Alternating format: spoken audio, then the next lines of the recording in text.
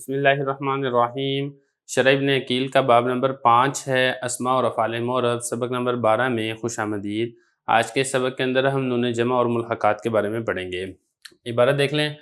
وَنُونَ مَجْمُوعٍ وَمَا بِهِ الْتَحَقَ فَافْتَحْ وَقَلَّ مَنْ بِكَسْرِهِ نَطَقَ وَنُونَ مَا ثُنِّيَ وَالْمُلْحَقَ بِهِ بِعَكْسِ ذَاكَ اسْتَعْمَلُوهُ فَانْتَبِهْ۔ حق نون الجمع وما الحق به الفتح وقد تكسر شذوذا ومنه قوله عرفنا جعفرا وبني أبيه وأنكرنا زعانف آخرين وقوله أكل الدهر حل وارتحال أما يبقي علي ولا يقيني وماذا تبتغي الشعراء مني وقد جاوزت حد الأربعين وليس كسرها لغة خلافا لمن زعم ذلك وحق نون المثنى والملحق به الكسر وفتحها لغة ومنه قوله على أحوذيين استقلت عشية فما هي إلا لمحة وتغيب وظاهر كلام المصنف رحمه الله تعالى أن فتح النون في التثنية ككسر نون الجمع في القلة وليس كذلك بل كسرها في الجمع شاذ وفتحها في التثنية لغة كما قدمناه وهل يختص الفتح بالياء أو يكون فيها في الألف وظاهر كلام المصنف الثاني ومن الفتح مع الألف قول الشاعر أعرف منها الجيد والعينان ومن خيرين أشبهها زبيانا وقد قيل إنه مصنوع فلا يحتج به۔ عبارت ہو چکی ہے، اب اس کا ترجمہ دیکھ لیں۔ اور نون جمع اور جو اس کے ساتھ ملحق ہے اس کو فتح دے دو، اور جس نے اس کے کسرہ کے ساتھ کلام کیا ہے وہ قلیل ہے، اور نون تثنیہ اور نون تثنیہ کے ساتھ جو ملحق ہے اس کو اس کے برعکس انہوں نے استعمال کیا ہے، لہذا متنبہ ہو جو، متوجہ ہو جو۔ نون جمع اور نون جمع کے ساتھ جو ملحق ہے اس کا حق یہ ہے کہ فتح ہو، اور اس کو کسرہ بھی دیا جاتا ہے شاذ کے طور پر، اور اسی میں سے شاعر کا قول ہے، ہم نے جعفر کو اور اس کے بھائیوں کو پہچانا اور ہم نے بے اصل اور رذیل لوگوں کا انکار کیا۔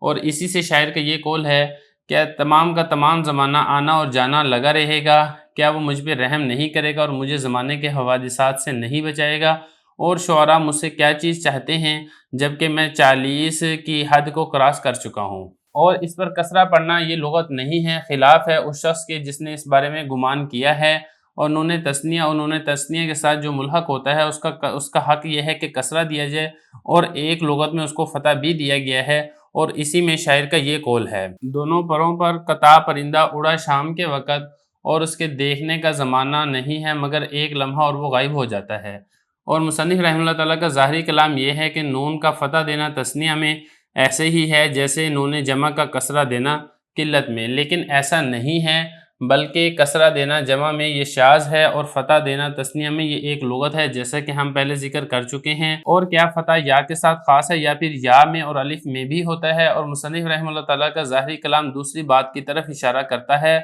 اور فتح میں الف کے ساتھ بھی آتا ہے، جیسا کہ شاعر کا ایک قول ہے، میں سلمہ کی گردن اور آنکھوں کو جانتا ہوں اور اس کے نتنوں کو جو کہ زبیان نامی شخص کے نتنوں کے مشابہ ہیں، اور کہا گیا کہ یہ گھڑا ہوا ہے لہذا اس سے دلیل نہیں پکڑی جائے گی۔ عبارت ہو چکی ہے، ترجمہ ہو چکا ہے، اب چلتے ہیں اس کی تشریح کی طرف۔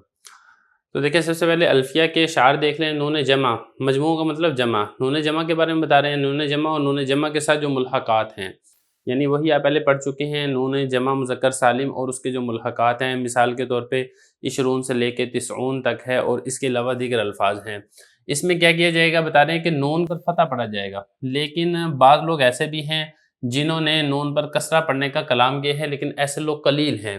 اور اسی طریقے سے جو نون تثنیہ ہے اور جو تثنیہ کے ملحقات ہیں اس میں اس کے برعکس کیا جائے گا، یعنی اس میں جو نون ہے اس کے اوپر آپ نے کسرہ پڑھنا ہے۔ اسی کے ساتھ جو عرب کے لوگ ہیں انہوں نے اس کو نون کو استعمال کیا ہے، فنتبی، اسی کے اوپر آپ اچھی طریقے سے متوجہ ہو جائیں۔ اب یہی بتا رہے ہیں کہ جو نون جمع ہے اور نون جمع کے جو ملحقات ہیں، حق یہ ہے کہ اس کے اوپر فتح پڑھا جائے، جیسے جاء مسلمون، رأیت مسلمین، مررت بمسلمین، لیکن بعض لوگوں نے کسرہ بھی پڑھا ہے، کسرہ پڑھنے والے شاذ ہیں۔ اب کسرہ کی کچھ مثالیں لے کر آئے ہیں، ان میں سے ایک مثال کیا لے کر آئے ہیں، شاعر کا یہ والا شعر ہے، عرفنا جعفرن، ہم نے پہچانا جعفر کو، وبنی ابیہ، اور اس کے باپ کے بیٹوں کو۔ باپ کے بیٹے مطلب یہ کہ جعفر کے بھائی، ہم جعفر کو بھی پہچانتے ہیں اور جعفر کے بھائیوں کو بھی پہچانتے ہیں۔ وَأَنْكَرْنَا زَعَانِفَ آخَرِينِ، اور ہم زعانف کا ہم نے انکار کیا۔ زعانف یہ زعنفہ یا پھر زیانفہ کی جمع ہے، پستہ قد بندے کو کہا جاتا ہے، مراد ہے یہاں پر رذیل، کمینے اور گھٹیا لوگ۔ اب یہاں پہ دیکھیں آخرین یہ جمع ہے، لیکن اس کے آخر میں جو نون جمع ہے اس پر فتح نہیں بلکہ کسرہ پڑا گیا ہے اس شعر میں۔ اسی طریقے سے ایک اور شعر ہے، اس میں بھی ایسے ہی ہے، جو شاعر کا قول ہے، اکل الدہر، دہر زمانے کو کہتے ہیں، کیا تمام زمانہ حل ہل یہاں پہ نازل ہونے کے معنی میں ہے، ارتحال یہ کوچ کرنے کے معنی میں ہے۔ کیا زمانے میں آنا جانا ہی لگا رہے گا، اما یبکی علیہ کیا وہ میرے اوپر رحم نہیں کرے گا، ولا یقینی اور زمانہ مجھے حوادثات زمانہ سے نہیں بچائے گا، وما تبتغی الشعراء منی اور شعراء مجھ سے کیا چیز چاہتے ہیں، کیا چیز مجھ سے طلب کرتے ہیں، وقت جاوزت حالانکہ میں تجاوز کر چکا ہوں حد الاربعین 40 کی حد کو۔ تو بتانا یہاں پہ شاید یہ چاہتا ہے کہ میں 40 سال میری عمر پوری ہو چکی ہے، میں تجربہ کار اور عقل مند ہو چکا ہوں، لہذا اگر شاعر لوگ مجھے دھوکہ دے کے میرے سے کچھ چیز حاصل کرنا چاہتے ہیں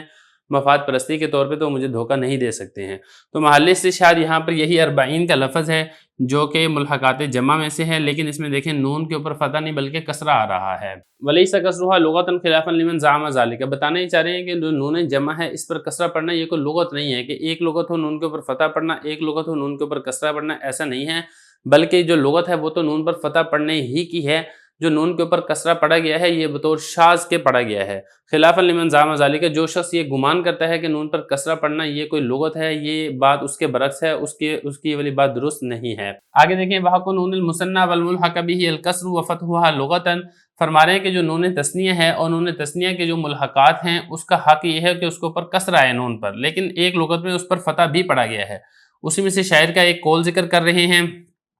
الا احودی جینا استقلت عشیتا فما ہی الا لمحۃ وتغیب، نہیں ہے وہ مگر ایک لمحہ اور غائب ہوتا ہے۔ اب یہاں پہ ذرا دیکھیں یہ والا شعر احودی کے بارے میں سمجھ لیں، جو احودی جین ہے یہ احوزی کا تثنیہ ہے، اور احوزی کہتے ہیں تیز رفتار کو، مراد ہے یہاں پر قطات پرندے کے دو پر۔ قطات یہ ایک پرندہ ہے جو کہ عرب کے ریگستانوں میں پایا جاتا تھا اور کبوتر کے سائز کا یہ پرندہ ہوتا تھا اور بڑی تیزی کے ساتھ ہی اڑتا تھا۔ تو بتانا چاہتے ہیں کہ جو قطات پرندہ ہے وہ اگلا لفظ بھی دیکھ لیں، استقلت یہ ارتفاعات کے معنی میں ہے،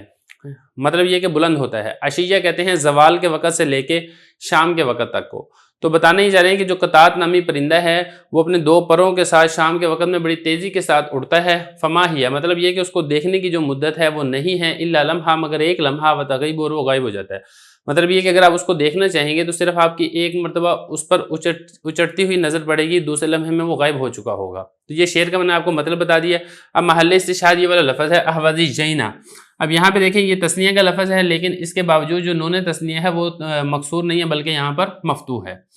اب آگے دیکھیں وظاہر کلام المصنف رحمہ اللہ تعالیٰ نے فتح نون فی التثنیہ۔ اگلا مسئلہ یہاں سے جو شارح ابن عقیل وہ بتانا یہ چاہ رہے ہیں کہ جو مصنف رحمہ اللہ تعالیٰ نے جو اشعار ذکر کیے ہیں وہ اس میں بظاہر یہ معلوم ہوتا ہے کہ نون جمع کا اعراب کیا ہے کہ نون پر فتح ہو، اور ایک قول کے مطابق نون پر کسرہ بھی ہے اور وہ قلیل ہے، اور نون تثنیہ اور نون تثنیہ کے جو ملحقات ہیں وہ اس کے برعکس ہیں، یعنی ان پر ہوتا تو کسرہ ہے لیکن ایک قول کے مطابق اس پر فتح ہوتا ہے۔ تو جو ماتن ہیں انہوں نے دونوں کو برابر کر دیا،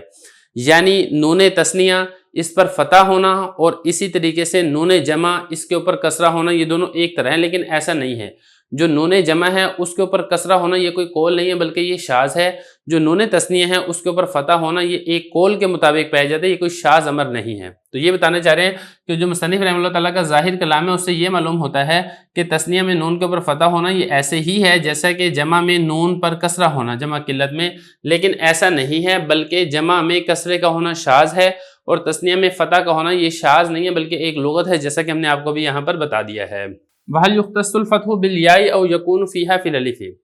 دیکھیں یہ مسئلہ ہے جو تثنیہ ہے، آپ کو معلوم ہے تثنیہ کی دو حالتیں ہوتی ہیں، ایک حالت رفعی دوسری حالت نصبی اور جری۔ حالت نصبی اور جری میں یا ماقبل المفتوح اور نون ہوتا ہے، حالت رفعی میں الف اور نون ہوتا ہے۔ اب حالت نصبی اور جری میں جب یا آئے اس میں تو کوئی شک نہیں ہے کہ اس میں نون کے اوپر آپ فتح بھی پڑھ سکتے ہیں، لیکن کیا حالت رفع میں بھی نون پر فتح پڑھا جا سکتا ہے یا حالت رفع میں نون پر فتح نہیں پڑھا جا سکتا ہے؟ تو مصنف رحمہ اللہ تعالیٰ کا جو ظاہری کلام ہے وہ دوسری بات کی طرف اشارہ کرتا ہے۔ دوسری بات سے مراد یہ ہے کہ دونوں پر ہی آپ فتح پڑھ سکتے ہیں، رجلینی کو رجلینا پڑھ لیں اور رجلانی کو رجلانا پڑھ لیں، دونوں طریقے سے آپ پڑھ سکتے ہیں۔ دیکھیں ذرا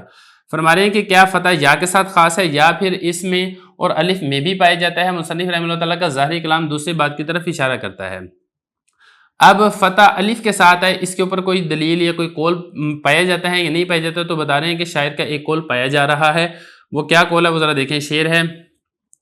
شعر کی طرف چلتے ہیں۔ اعرف منہا، شاعر کہتا ہے کہ میں پہچانتا ہوں، منہا اس عورت یعنی سلمہ الجید، جید کہتے ہیں گردن کو، اس کی جماعتی ہے اجیاد، میں سلمہ کی گردن کو پہچانتا ہوں، والعینان اور اس کی آنکھوں کو پہچانتا ہوں۔ اب یہ دیکھیں یہ جو عینان ہے نا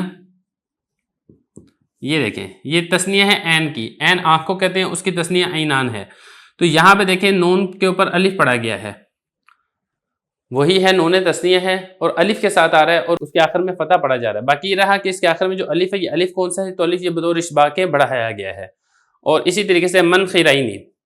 اب اس کو آپ منخر بھی پڑھ سکتے ہیں، منخر بھی پڑھ سکتے ہیں اور منخر بھی پڑھ سکتے ہیں۔ منخر پڑھنا یہ جائز اور درست نہیں ہے۔